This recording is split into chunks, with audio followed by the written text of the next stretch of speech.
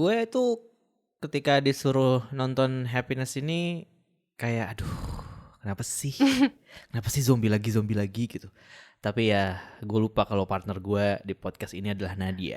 Gue gak se-freak itu ya. Nggak, walaupun kita juga sempat mengabaikan beberapa drama zombie sih, nggak semua juga sih kita bahas. Tapi yang ini kayak gue awalnya aduh zombie lagi gitu. Sebenarnya apa sih yang membuat lo tertarik buat nonton Happiness ini? Apakah emang karena zombinya atau hal yang lainnya nih?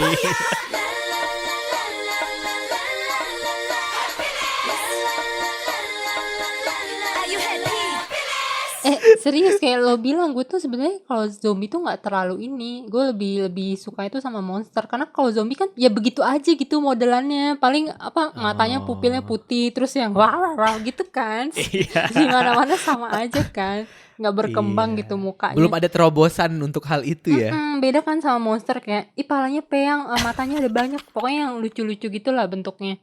Cuman begitu gue nyoba nonton episode pertamanya Happiness ini, di menit-menit awal tuh gue udah ngerasa sangat terikat banget sih sama dua pemeran utama ini. Kayak gue gak ngerasa ini tuh drama zombie gitu. Ini menurut gue adalah drama corona dengan bumbu zombie dengan dua pemeran yang sangat gemes. Oh gitu. Tapi sebenarnya apakah topik zombie itu yang kemudian menjadikan lo bertahan atau penasaran, atau justru ada hal yang lain? Karena kalau gue merasa di 4 episode pertama ini agak kurang to the point gitu. Bahkan ada satu momen di episode 4 di mana gue berpikir, baru sadar gitu ya setelah 4 episode, ini drama zombie tapi agak terang ya gitu. Maksudnya warna-warnanya tuh kayak romcom gitu. Terang aja gitu menurut gue.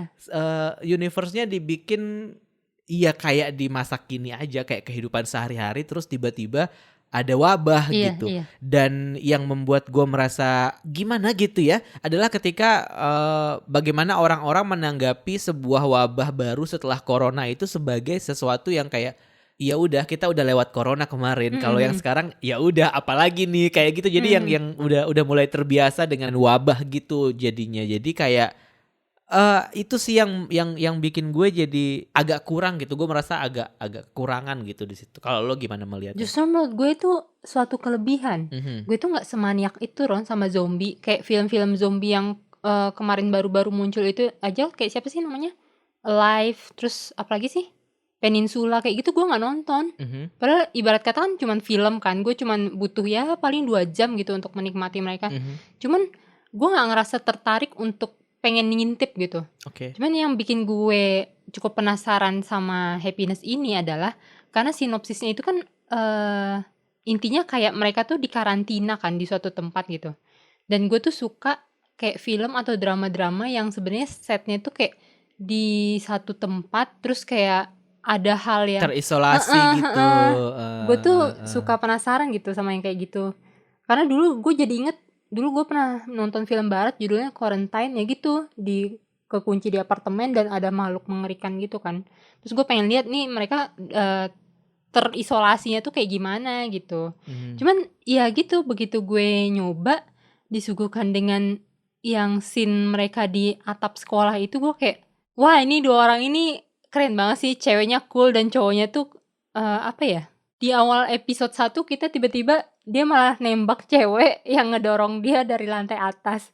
Terus di ending episodenya nih cewek tiba-tiba ngajak merit. Gue kayak ya benar kata lo, ini drama zombie apa bukan ya gitu. Gue jadi ngerasa kayak aduh gimana nih, ini kan thriller ya genrenya ya. Terus gue kok malah jadi kayak nge-ship mereka banget gitu. Gue takut tiba-tiba ada yang meninggal tuh jadi zombie, terus gue langsung yang patah hati banget. Ya makanya gue kenapa tadi gue bilang agak mungkin itu gue anggap sebagai sebuah kekurangan yang tadi gue sebut sebelum ini tuh, karena ketika orang bilang kayak Happiness ini tentang apa sih, terus gue dapet infonya oh ini tentang zombie gitu.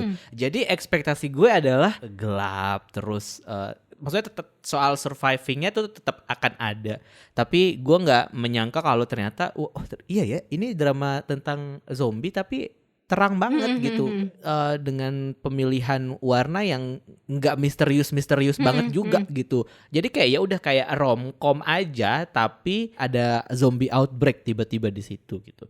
Jadinya itu mungkin ekspektasi itu yang mungkin menyetir gue ke kekecewaan gitu kan. Biasanya kan gitu kan, kalau kita udah berekspektasi tuh kadang-kadang kita kecewa gitu. Iya, iya. Tapi benar sih kata lo, gue tuh suka banget sama pasangan kita di sini sih, Sebom sama Yihyun.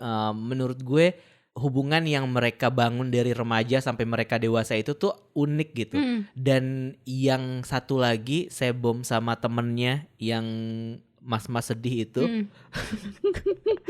Gue inget dia mas-mas sedih karena dia bapak-bapak di Hai Bye itu Mama kan, Hai Bye Mama kan ya. Sebom sama si Seungyeong itu juga gue suka sebenarnya. Awalnya tuh gue melihat mereka sebagai one sided love kan awalnya. Iya, gue kira juga kayak ini ada rasa ya kayaknya yang pas dia ngasih ini kan apa lauk dia gitu. Iya, kayaknya ini hubungan ini pasti one sided deh, sampai akhirnya si Seungyeong bilang dia udah punya istri. Terus kayak, loh gue gak mau, kenapa ketipu. Tadinya gue tuh mikir kayak sedih banget nih karena si Sebom kan udah punya visi sendiri kan soal kehidupan dia gitu, gimana dia pengen banget punya rumah dan segala macam, dan dia akhirnya menemukan cara. Terus gue pikir, loh kenapa dia nggak tinggal sama ini aja gitu, maksud gue kan apa yang terjadi nih sama dua orang ini. Terus oh dia udah punya istri ternyata gitu.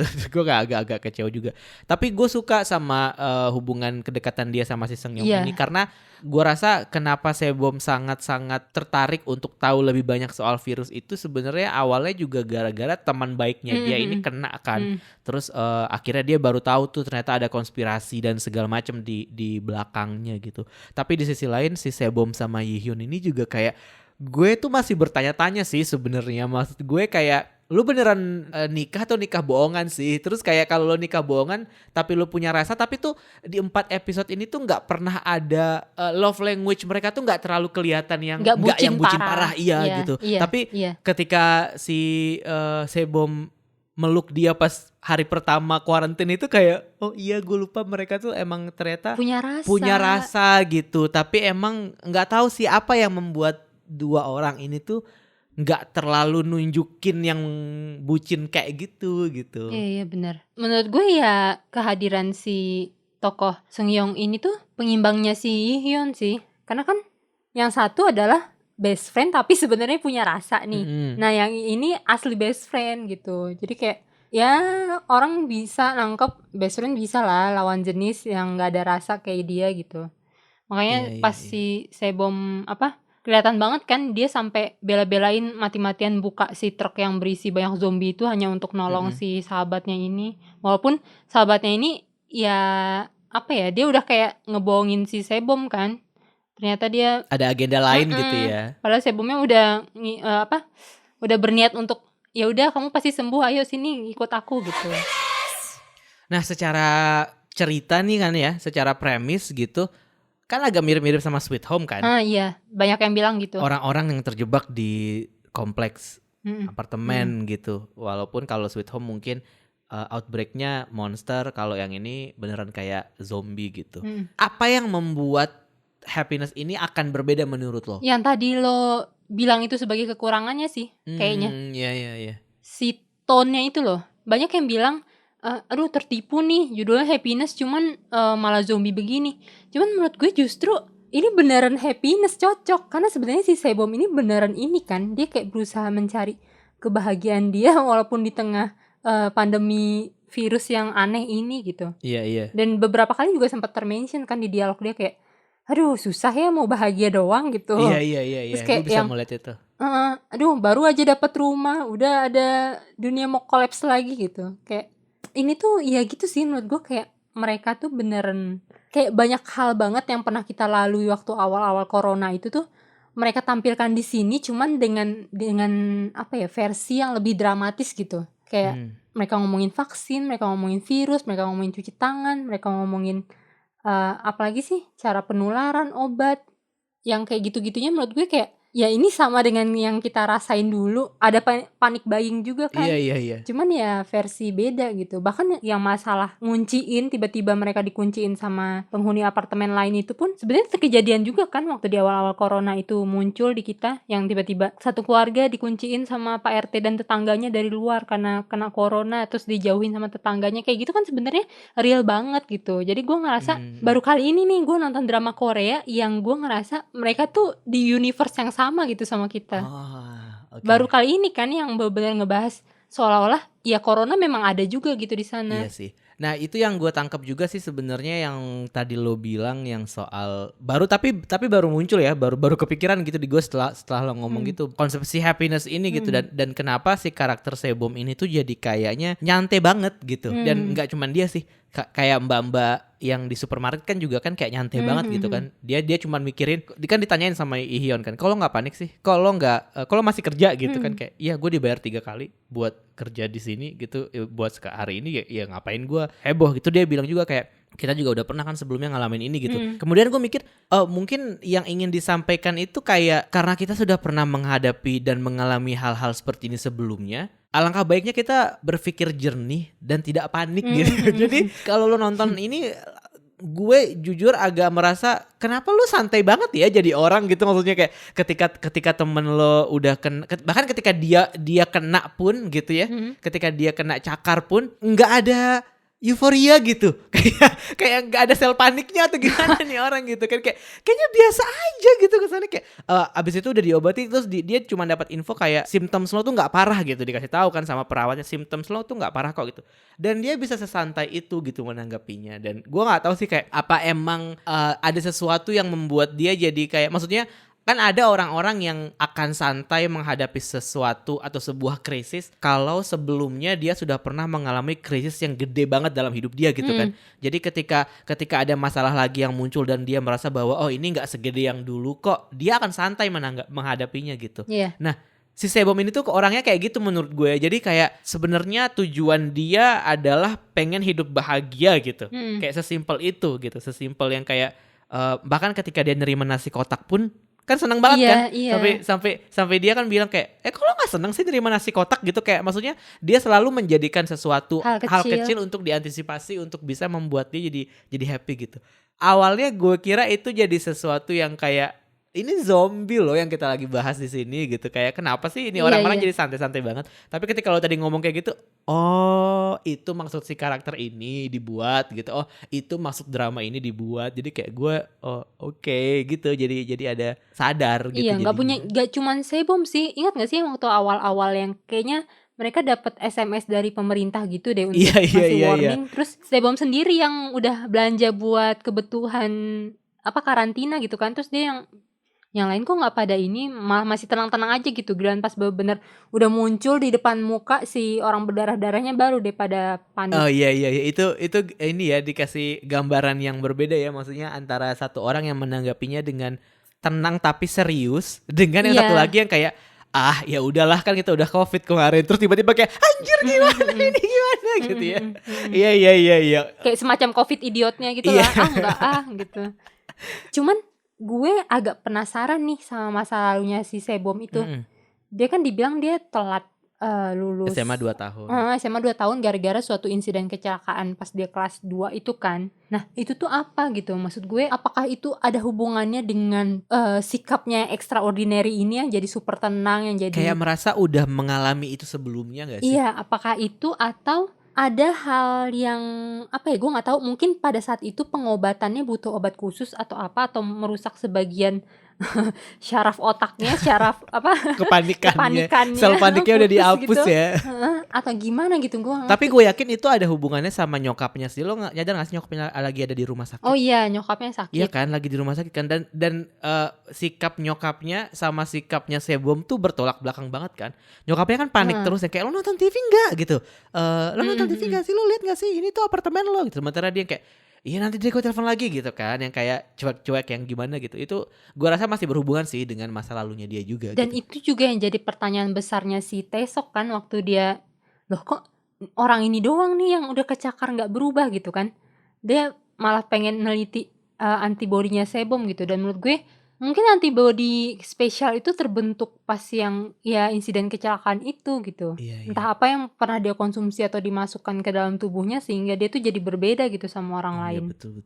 Tapi pertanyaan gue, sebenarnya pil itu tuh pil bodong atau apa sih sebenarnya? Pil bodong tuh maksudnya gimana? Maksudnya kayak emang ada orang yang niat untuk menyebarkan virus aja gitu. Si orang ini kan menjanjikan bahwa dengan pil ini lo bisa turun berat badan kan. Mhm. Nah, apakah itu bodong? Maksudnya kayak bohong sebenarnya? Enggak gitu. Sebenarnya cuman kayak biar gua ada ini aja, ada korban aja, atau misalkan kan di episode 4 tuh udah dikasih tahu kan kalau ternyata emang ada mafianya gitu kan CEO-nya. ada mafianya Iya iya iya. si Pil ini gitu ternyata gitu, bahwa dia juga kena gigit. Tapi kayak kata si Tesok, kayak mendingan semua orang kena deh. Jadi pemerintah itu bisa nyari obat dibandingkan dengan cuman gue yang kena terus gue yang mati gitu. Nah, maksud gue kenapa pil itu kemudian bisa jadi dijual bebas Kalau gitu? menurut gue sebenarnya ini kan obat Next ini tuh dia salah satu kayak semacam antivirus ya, obat paru-parunya waktu zaman Covid lah ya. Kan pas zaman Covid mereka pasti banyak berusaha meneliti menciptakan obat baru gitu kan. Dan ini obat ini pun sempet beredar secara luas kan dan dipertanyakan sama siapa ya gue lupa, entah sama si Ihyun atau sama si polisi seniornya itu. Ini kan obat udah dari dulu gitu disebarluasinnya, kenapa baru muncul, kenapa baru ada masalah sekarang gitu kalau emang penyebabnya dari obat ini. Nah, menurut gue sebenarnya obat ini tuh dari dulu tuh udah bermasalah. Cuman masalah ini tuh berusaha ditutupi banget nih sama si perusahaan farmasi ini. Makanya kan, wah ternyata obat kita gagal, yaudah kita tarik gitu. Disimpan di storage pabrik mereka, cuman ternyata mungkin si CEO-nya ini tuh udah konsumsi duluan dan dia malah jadi kena. Dan dia tuh ngerasa kayak yang tadi lo bilang, gue gak mau mati sendiri nih, pokoknya kalau gue sakit semua orang juga harus sakit deh biar obatnya tuh cepat ditemuin. Nah dia tuh sengaja ngasih cara cuma-cuma obat ini ke si bandar-bandar itu, yang si mas-mas gangster itu kan dia bilang ngaku enggak, kita nggak beli atau ngambil dari mana-mana kok, ada orang yang nyuruh kita ngasih tahu tempat penyimpanannya terus nyuruh kita ambil aja gitu, dijual-jualin. Dan ya itu karena mereka niatnya adalah mencari untung, mencari uang, maka ada yang bilang ini obat bisa buat nambah konsentrasi, ini obat bisa nurunin berat badan gitu. Jadi emang buat ini aja gitu, kayak lumayan nih obatnya kan juga ada efek kecanduan gitu kan, jadi kayak ya bisa dibilang narkoba cuman dia bukan narkoba gitu sih. Jadi emang obatnya itu tuh pemasarannya bohong kan? Maksudnya kayak ini sebenarnya bukan emang bukan obat buat penurun berat badan gitu, tapi Iya gara-gara bukan. orang ambil aja pengen nurun berat badan terus kayak oke gue minum deh gitu kan jatuhnya. Tapi yang si bos yang kemudian orang pertama yang sakit itu berarti belum ketahuan sakitnya tuh sebenarnya awalnya dari mana? Belum sih, belum ada, cuman gue agak bingung nih, kok kayaknya gejala yang dia alami itu bentukannya tuh beda ya sama orang-orang yang udah muncul sebelumnya. Kayak bahkan waktu pertama kali si Taesuk datang ke ruangan dia yang luas itu, muka dia tuh nggak kayak selesu dan selemes orang-orang yang ada di asramanya universitas itu kan. Orang dia masih bisa nandatanganin dokumen segala macam. Masih kayak tampak sehat, cuman ya gitu juga bisa tiba-tiba berubah. Cuman menurut gue apa ya, pokoknya ada sesuatu deh yang bikin dia beda sama orang-orang yang udah kena sebelum-sebelum di awal-awal episode itu. Iya, dan penyebab dia kena yang pertama kali kan belum dijelasin.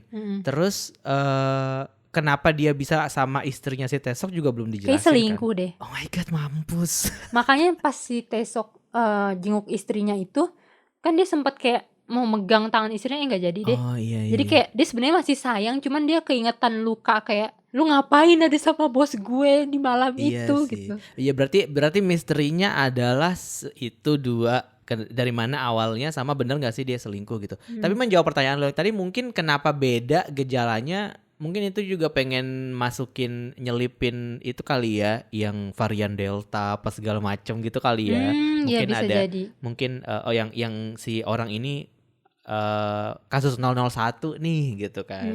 Covid yang pertama Gejalanya gitu, ini gitu. Iya, yang di Depok zaman dulu yang harusnya nggak kesebar datanya tapi kemudian kesebar gitu kan. Terus yang lain-lainnya itu emang yang udah variasinya gitu. Mungkin karena emang gejalanya beda-beda juga, karena itu tadi mungkin ya, apa sih masing-masing orang itu punya, gue nggak tahu bagaimana mereka menyambungnya ya. Tapi kenapa Sebom juga kegores tapi dia kuat gitu ya, nggak punya antibody yang lebih baik daripada yang lain. Terus kenapa si nenek-nenek itu malah jadi lemes gitu kan? Yang ingat kalau nenek-nenek yang ketusuk punggungnya, iya Kecakar. kecakar. Ya kan gejalanya kan agak lemes kan, dia Iya. kayak lesu dan segala macam. Tapi si ibu-ibu yang punya klinik kecantikan, dia cuman haus sama suaminya doang gitu. Yang lain tuh dia kayak Iya, iya, nggak terlalu. Nah, itu kenapa iya, maksud gue? iya. Apa yang varian itu, bagaimana varian itu tuh bisa muncul gitu. Maksudnya kayak yang tadi gue pertanyakan, gimana cara mereka mau menyambungkan varian itu dengan grudge-nya orang-orang ini loh. Karena di Sweet Home kan juga gitu kan, ada masing-masing punya kayak ambisi sendiri-sendiri yang kemudian dia berubah jadi monster rambut apa segala macam gitu kan. Nah, gimana nih caranya mereka bisa masukin si asal usul virus zombie ini, sama kenapa mereka gejalanya beda-beda dan perubahannya itu beda-beda gitu. Ada Iya clue nggak bener, dari lo? gue juga yang pas si ibu-ibu klinik kecantikan itu di kamar mandi gitu kan, pas dibukain pintunya, dia tuh kayak dalam tanda kutip zombie yang punya otak gitu ya gak sih? Heeh. Dia bisa Padahal mikir.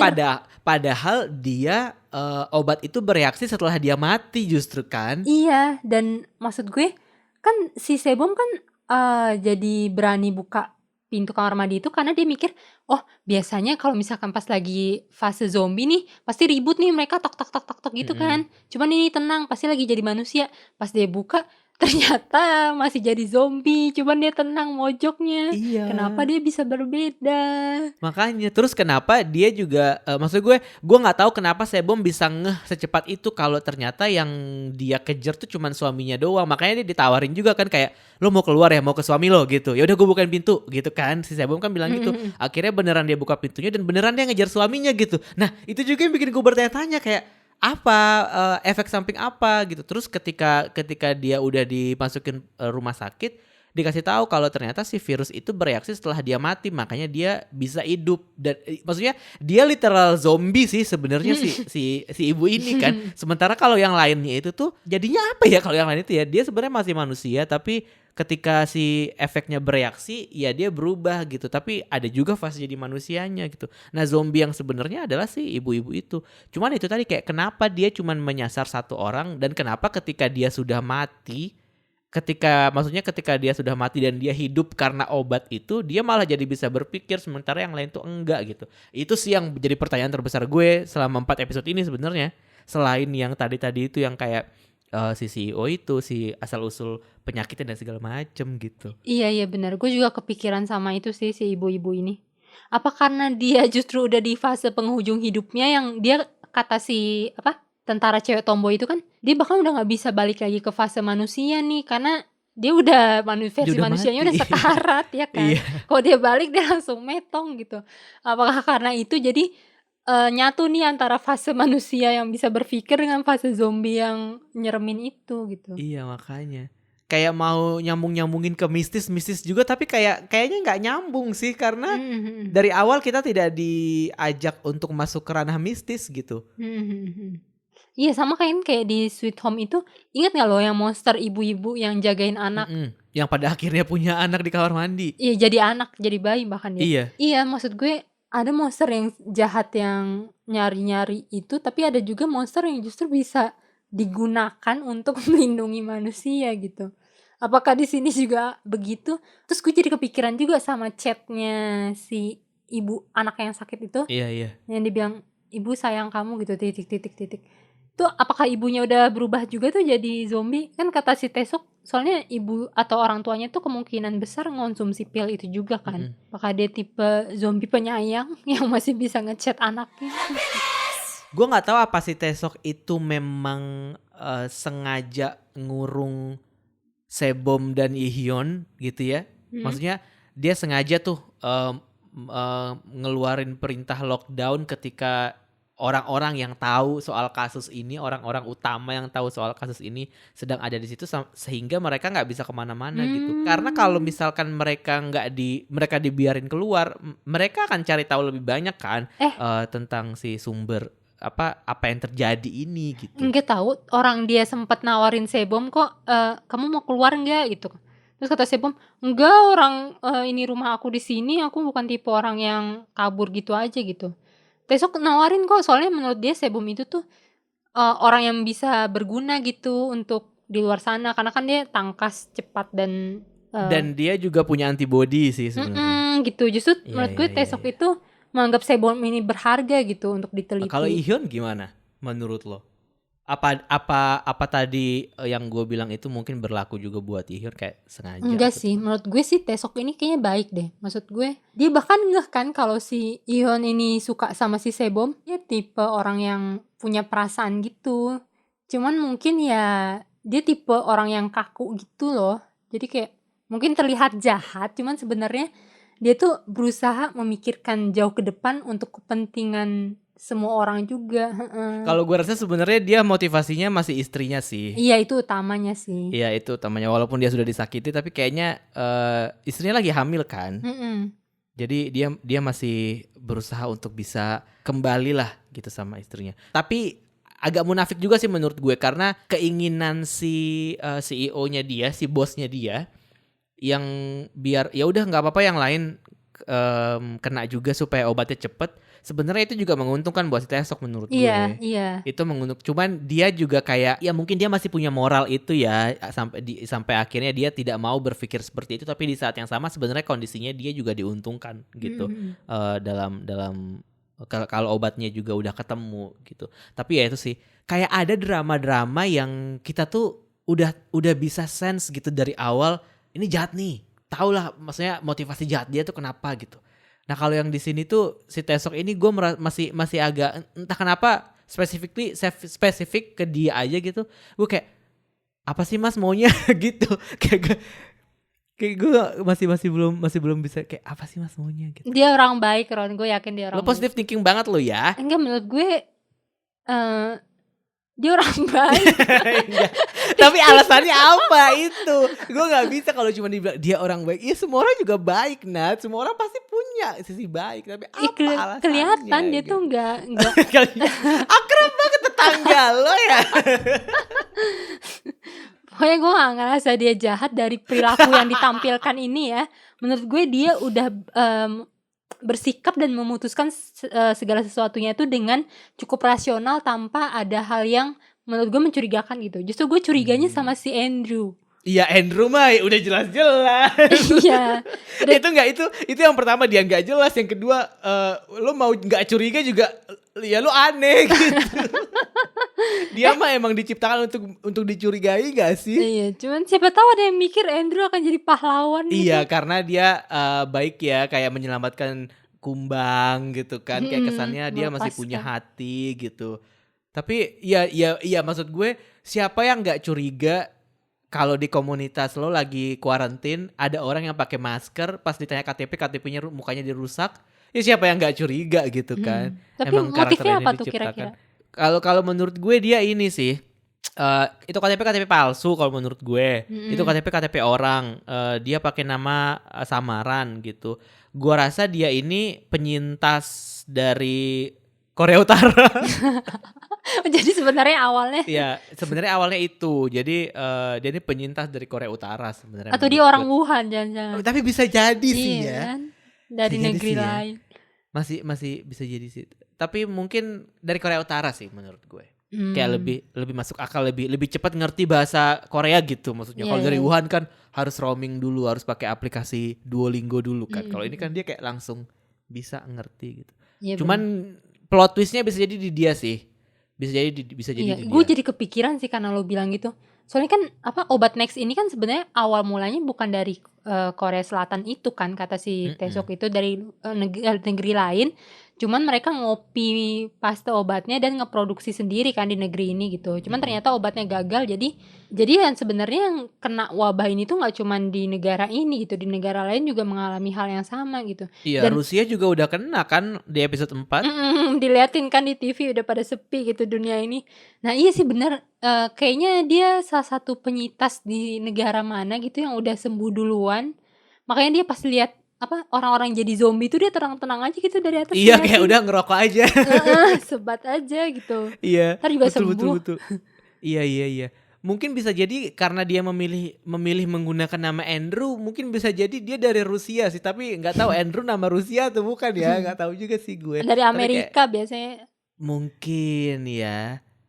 Bisa jadi sih. Ya pokoknya yang jelas dia itu menurut gue either dia adalah ilegal gitu, orang yang tinggal di situ secara ilegal, yang masuk Korea secara ilegal, atau emang dia penyintas tapi ya tetap ilegal gitu. Maksud gue kayak ya kenapa lo harus menyembunyikan identitas lo gitu. Maksudnya kayak kita sendiri dibuat bertanya-tanya kan. Yang pertama, kenapa lo harus pakai masker? Kenapa kalau lo emang tidak mau dicurigai, kenapa penampilan lo harus mencurigakan? Itu dulu deh. Ya kan? Orang kalau nggak mau dicurigai, harusnya dia membaur aja gitu. Kayak ya udah, jadi diri sendiri aja. Orang justru nggak bakalan curiga, ya kan? Tapi dia di drama ini ditampilkan sebagai orang yang mencurigakan, yang emang kita mau nggak mau curiga. Sama yang kayak si mas-mas yang minta baju. Oh, iya. Iya kan? Dari Iya.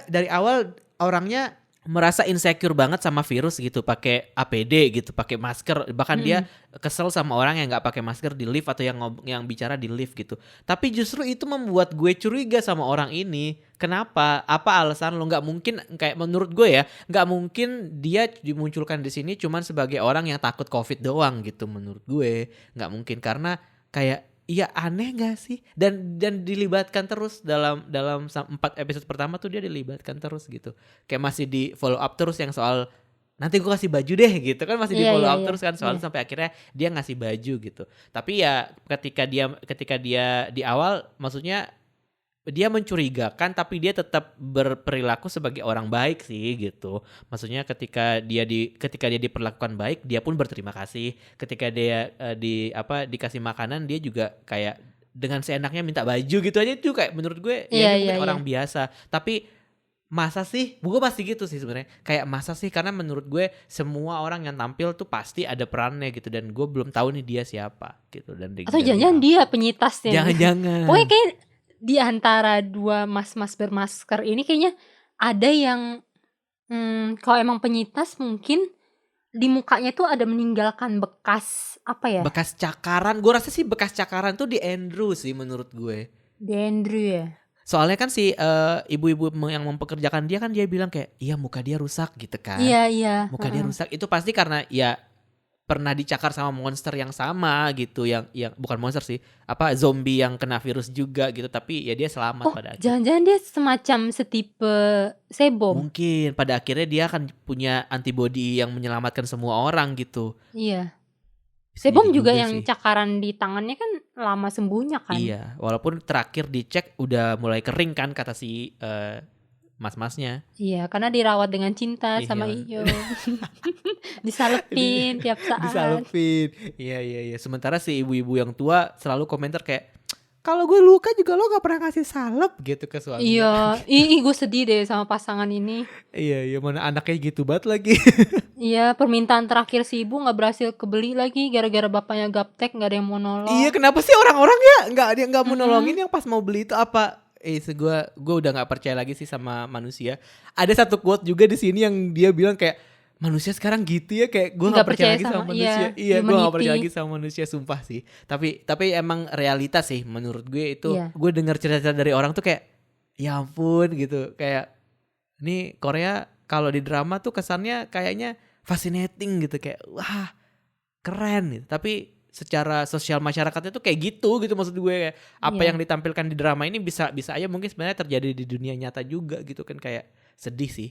Apalagi sejak pandemi kali ya, orang jadi kayak makin individualis, makin gak mau ikut campur urusan orang lain, takut-takut tangannya habis berbakteri terus ikutan megang. Iya benar. Tapi yang di kios burger itu agak berlebihan juga menurut gue. Kalau misalkan lo nggak mau bantu karena lo takut, karena ujung-ujungnya lo akan pakai si mesin touchscreen juga kan gitu. Maksud gue kayak iya nggak tahu deh itu sebenarnya angle-nya apa si kakek-kakek sama si nenek-nenek. Ada satu lagi yang mencurigakan. Siapa? Si Mas Jim. Oh, Mas Jim, si Louis. Si Louis akhirnya dia muncul si lagi. Louis yang tidak ada gunanya itu akhirnya muncul lagi di sini. Dan tetap belum terlihat gunanya apa ya. Iya bener. Cuman gue kira di episode 4 itu dia udah mau mulai berguna gitu. Ternyata dia kabur juga dari mobil itu. Gue kira dia udah berubah jadi zombie. Apa prediksi lo sama tentang dia apa? Nggak tahu ya. Dari awal sih gue udah mikir dia kayaknya nggak mungkin jadi zombie sih. Maksud gue penggambaran dia suka minum tuh ya karena dia orangnya suka olahraga gitu, menjaga pola hidup sehat, sering minum air putih. Jadi kayak dibikin sama kayak corona lah. Kita kan dulu curiga banget kan kalau misalkan ada orang yang bersin kan langsung kayak bersin corona ya. COVID lu ya. Iya, kalau di sini kan lu minum terus lo ini ya. Iya, iya. Cuman kenapa dia ke mobilnya, di mobilnya itu ada apa gitu? Kenapa dia harus lari-lari kayak gitu? Kayaknya kesannya nggak mau banget dilihat sama si dua orang Kalau ini. menurut gue sebenarnya orang-orang yang di gym ini tuh semuanya terlibat nih, semuanya make pil menurut gue. Kalau si Louis namanya di karakter ini Songbom ngomong-ngomong, kalau si Songbom ini nggak make juga, menurut gue nggak ada alasan buat dia untuk panik gitu. Ketika si Yihyun sama Sebom menginterogasi dia pada saat dia di ruangan itu gitu, maksud gue. Kayak gue rasa peredaran obat-obatan itu di gym itu tuh udah ke semua orang gitu. Dia adalah salah satu orang yang kayak kalau lo makan ini otot lo juga pasti bakal lebih bagus nih hasilnya gitu. Gue rasa dia adalah salah satu orang yang kemakan omongan itu, karena nggak tahu, ini agak jahat sih, tapi mungkin dia juga seambi itu gitu ya. Terus akhirnya dia mau minum gitu. Tapi efeknya memang kan beda di setiap orang, kan beda-beda ya. Karena kita kan juga masih ditinggalkan dengan pertanyaan soal yang kayak kenapa ada orang yang nggak tertarik buat gigit orang-orang tertentu, kenapa ada perubahan yang beda-beda dan segala macem gitu kan. Gue merasa ketika dia lari dan di mobil itu dia berusaha untuk menyembunyikan barang bukti. Sebenarnya dia juga minum, tapi akankah seru ketika pada akhirnya nanti dia berubah di dalam kuarantin gitu.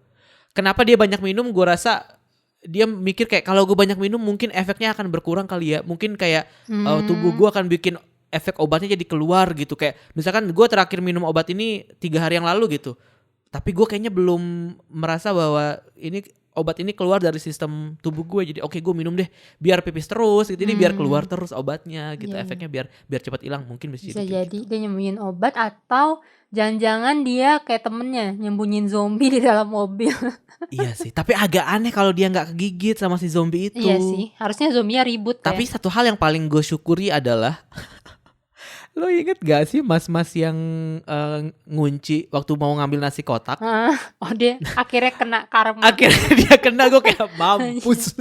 Gue itu yang pertama kali gue kayak mampus.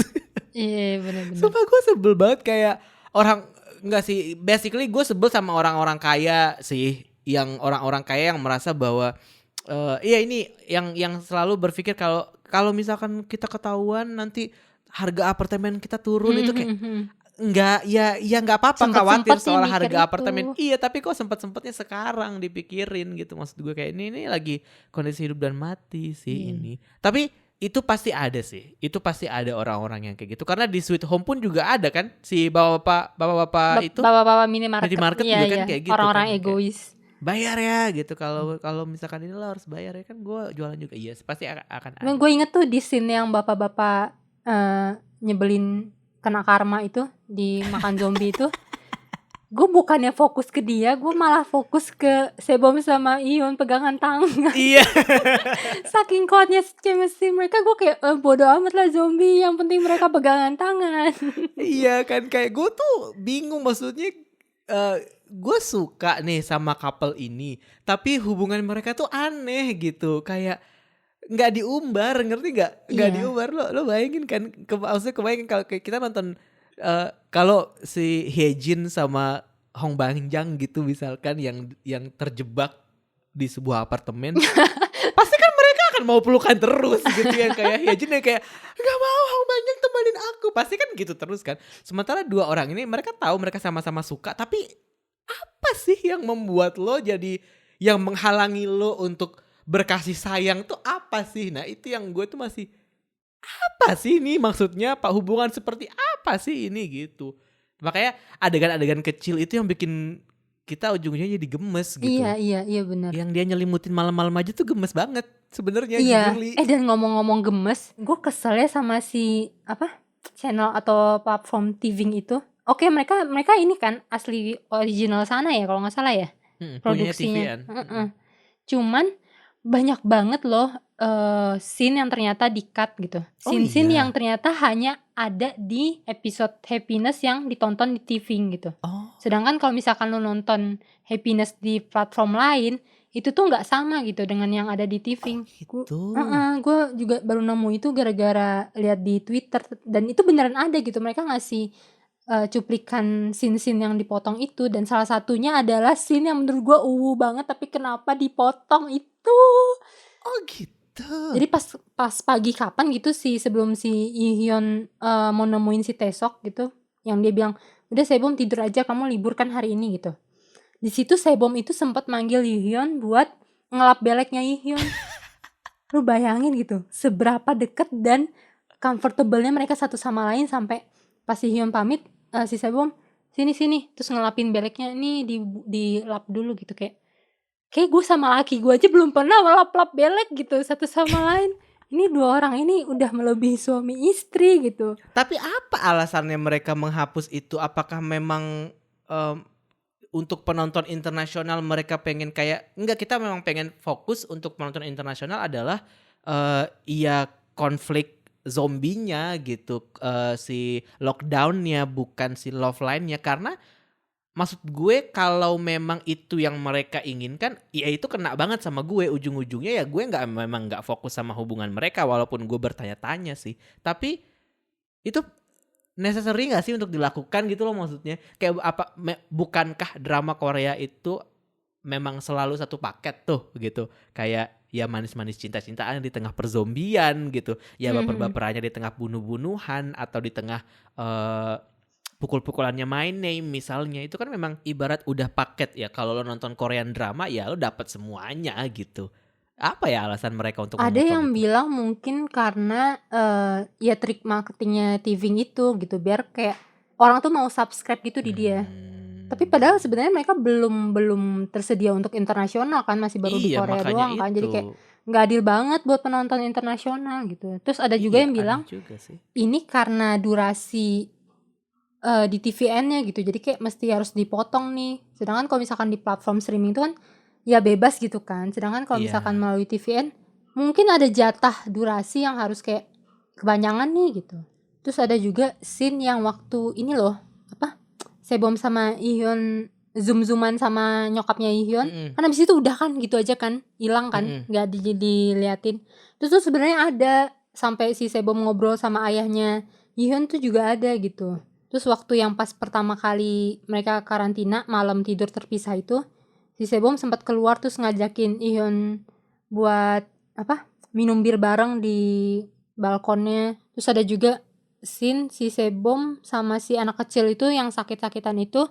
Anak kecil itu curhat kayak, "Iya orang tua aku berantem terus, aku sedih segala macem." Gitu. Menurut gue kayak apa ya? Sebagai orang yang utama nonton ini bukan karena zombinya, tapi karena drama kehangatan yang entah kenapa gue nonton film zombie ini merasa hangat dan tenang. Itu tuh ngerasa kenapa harus dipotong? Gue Iya, suka jadi nggak gitu. dapet ya. Kayak ini cuman gregetan penonton yang memang nggak akan ada jawabannya sih, maksud gue.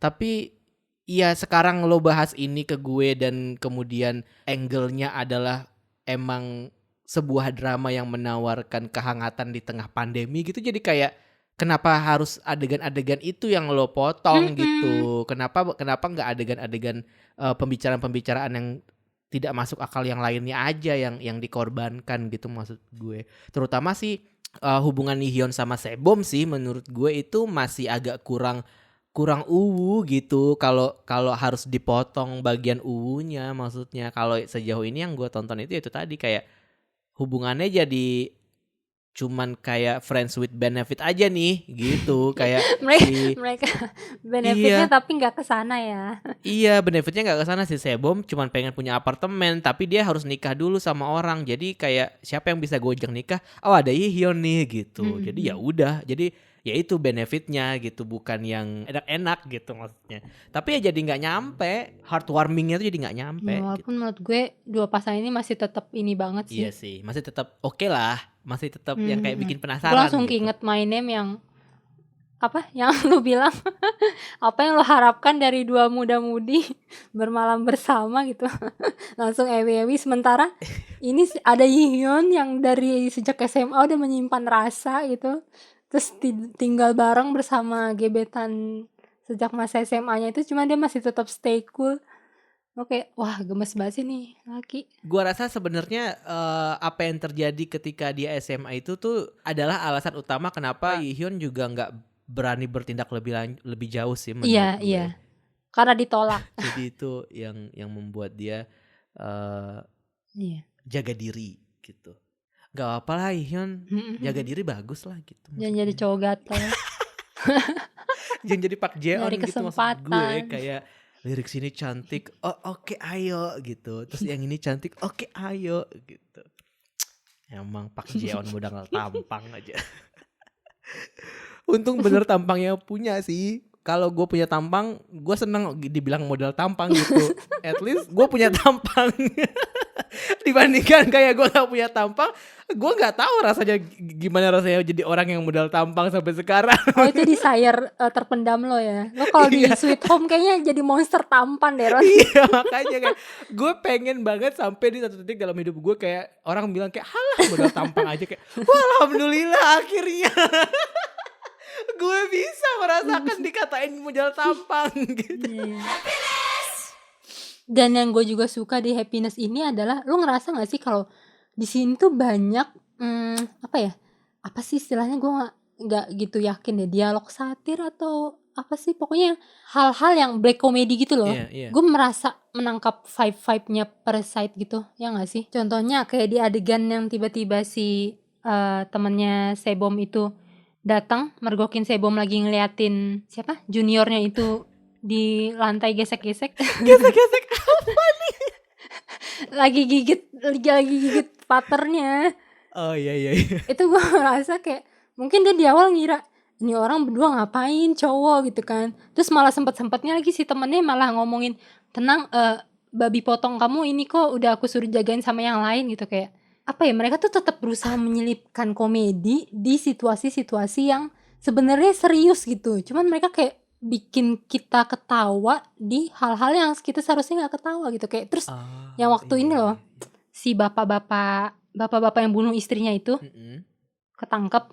Terus kan si Sebom ini kan pas yang pertama kali hari quarantine tuh nelfon, aku kira aku sendirian gitu terkurung di sini. Terus dia meluk Yihyun kan. Terus si bapaknya malah kabur kan. Terus kayak si Yihyunnya di tengah kebingungan kayak, Sebom aku harus nangkep dia. Enggak apa-apa, biarin aja, orang gak bisa ada yang kabur kok dari sini. Itu kayak hal-hal yang gimana ya. Terus yang pas dia bapak itu akhirnya ketangkep lagi, bapaknya ngancem-ngancem, nanti aku bilangin sama Komnas HAM ya. Terus si Sebomnya malah dengan santainya bilang, udah cepetan habisin dia gitu mumpung gak ada yang lihat. Iya, pukul aja mumpung gak ada yang lihat. Iya. Itu apa ya, lucu gitu. Jadi gue ngerasa gue nonton zombie ini tuh perasaan takut gue tuh jadi sirna gitu gara-gara mereka kadang konyol kayak gitu. Betul. Dan itu juga semakin menegaskan bahwa sebenarnya fokusnya sebenarnya nggak di zombinya sih pada akhirnya gitu. Dan satu hal lagi yang gue perhatiin dari Happiness ini adalah pemberitahuan di awalnya gitu, pas baru mulai. Kalau di Thailand nih udah Raikan Tope nih gitu kan ya. Kalau pemberitahuan bahwa kisah ini adalah fiktif, semua yang ditampilkan adalah fiksi yang kayak gitu-gitu. Yang paling gue perhatiin adalah soal agama kan sebenarnya.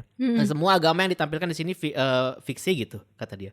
Tapi kayak agama apa yang fiksi? Emang ada agama fiksi gitu kan gue mikirnya.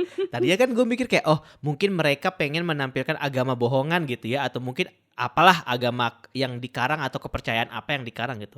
Tapi anyway mereka menampilkan Kristen gitu kan, menampilkan Kristen. Pas di situ gue mikir kayak, ya apanya yang fiksi gitu kan? Mungkin kejadiannya kali, oke gitu.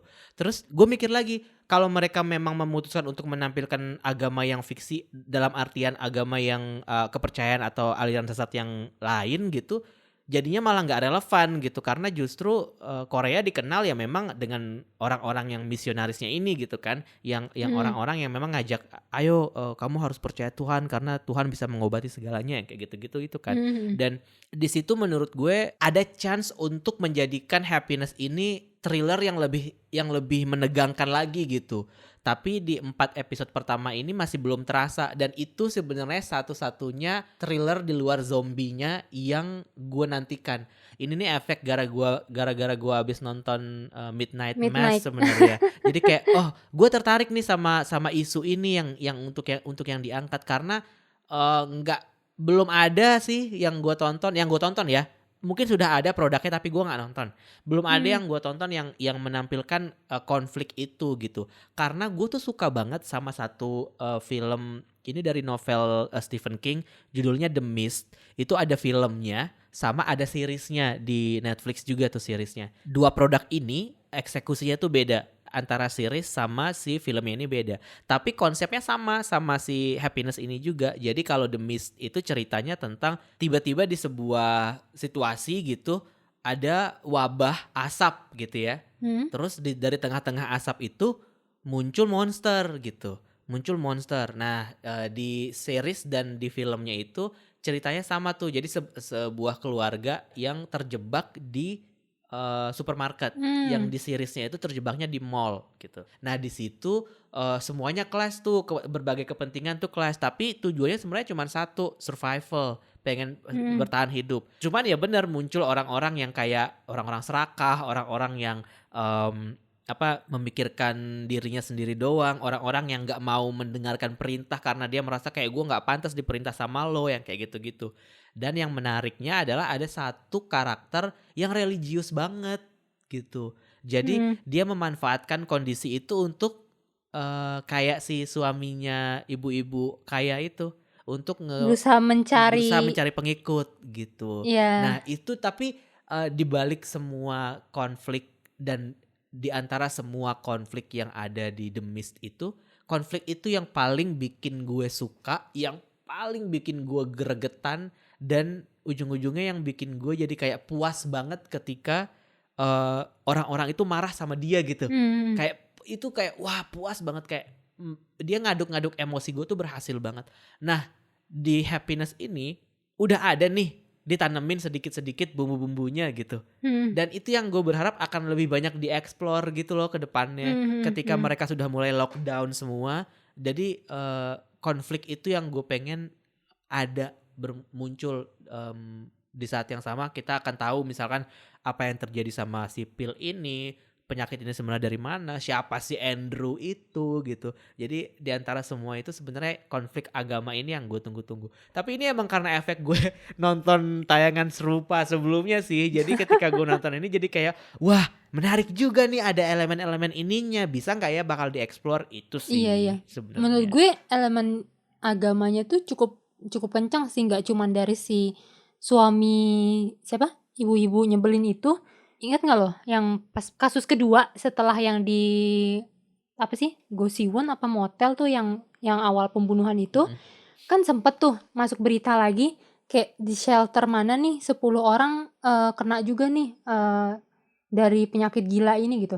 Terus kayak ingat gak loh sih tempat itu tuh sempet kayak ada salib atau atribut-atribut keagamaan lain gitu kan. Terus juga si yang nenek-nenek yang sempat kena cakar punggungnya itu kan juga dia nenek-nenek religius gitu kan. Kayak pas ketemu di lift juga sempat kayak istrinya tuh karena kurang dekat sama Tuhan makanya dia jadi galau gitu. Apakah nenek ini akan berubah menjadi zombie tipe religius gitu atau gimana? Gue gak ngerti deh. Atau paling gak suaminya sih pada akhirnya ketika dia tahu istrinya kena tuh dia jadi yang kayak kita semua harus bertaubat gitu. Terus dia bersekutulah sama si suaminya ibu-ibu kayak sombong nyebelin itu, kayak ini buktinya apa ada sesuatu lah pokoknya yang lainnya, kayak bahwa kita memang harus percaya Tuhan dan segala. Itu sih sebenarnya yang gue tunggu jujur aja dari Happiness ini. Bisa nggak ya mereka menampilkan I don't know, dua sisi kebahagiaan mungkin, bahwa ada yang merasa bahwa ya dengan dekat sama Tuhan kita bisa mencapai happiness itu, sama yang sebelah sini lagi si Sebom yang udah kayak ya gue happy kok dengan menjalani live at the moment aja gitu. Kayak ada nasi kotak, kita bahagia nasi kotak gitu kan. Ada Yihyun yang ganteng yang dilihat, ya kita bahagia ada Yihyun gitu maksud gue. Jadi ada berbagai tipe kebahagiaan yang diperjuangkan oleh masing-masing dari penduduk apartemen ini gitu. Iya gue juga ngerasa gitu. Si anak kecil itu juga kan, maksudnya walaupun dia sakit, dia dikucilkan dan orang tuanya sibuk, dia berhasil dapat kebahagiaan juga kan gara-gara karantina ini dia jadi punya teman-teman main si Sebom, Ihyun yang mereka piknik di rooftop itu kan. Dia jadi kayak ngerasa hidup lah kayaknya. Iya sih, Tapi betul. feeling gue kayaknya dia menurut lo dia meninggal kan ini anak Pastilah. kedua. Apa yang lo harapkan dari anak lemah, udah jantungnya mau bocor di tengah pandemi, mau nyari obat gak Astagfirullahaladzim. ada. Meninggal lah Nat, ini tuh memang udah benih-benih bikin lo Tapi nangis. justru bisa jadi plot twist gak sih? Kayak ternyata obat yang dia konsumsi selama ini tuh justru menolong dia. Kan dia sempat ngomong, iya aku konsumsi antibiotik gitu. Iya, bisa sih. Bisa sih. Bisa gak sih? Bisa sih. Gue biar lo gak nangis aja sih Nat, bisa kok Nat. Nat, kita harus positive thinking.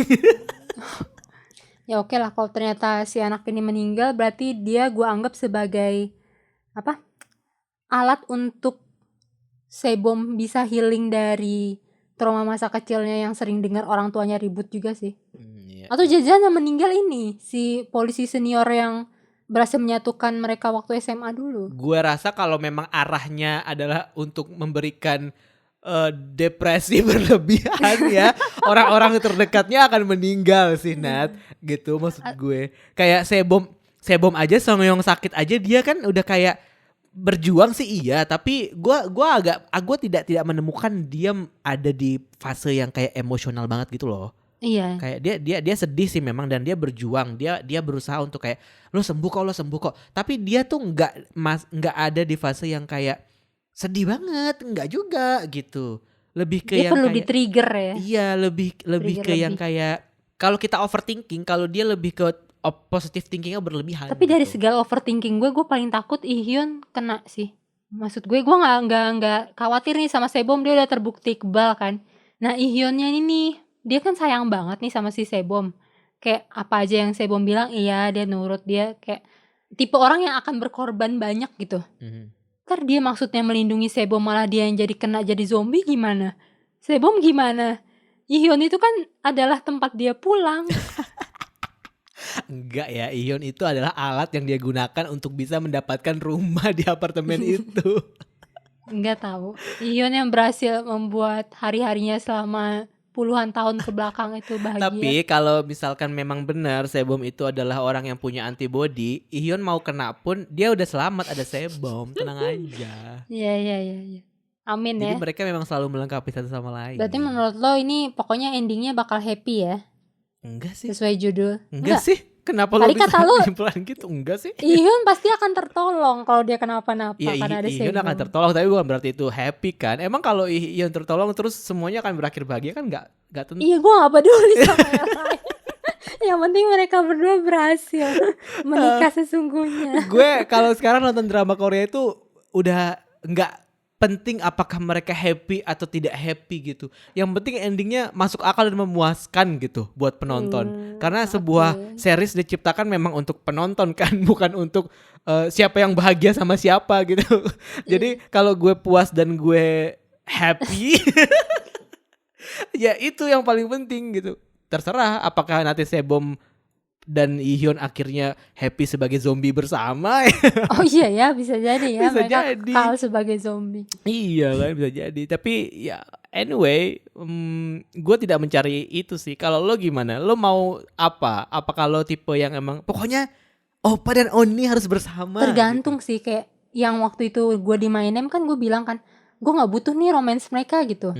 Dan kalaupun ada yang meninggal atau apa, justru kadang gue ngerasa oh ya ampun, plot twist banget, keren gitu. Tapi gue gak tahu ya kenapa si Sebom sama Ihyun nih berhasil banget bikin gue baper walaupun mereka sendiri bahkan biasa aja gitu. Justru gue nonton drama romance di sebelah tuh ya biasa aja gitu. Malah di drama zombie kayak gini gue baper banget sama dua orang ini. Drama romance sebelah maksud lo Song Hye Kyo sama Jang Ki Young gitu? Gue gak nyebut merek ya.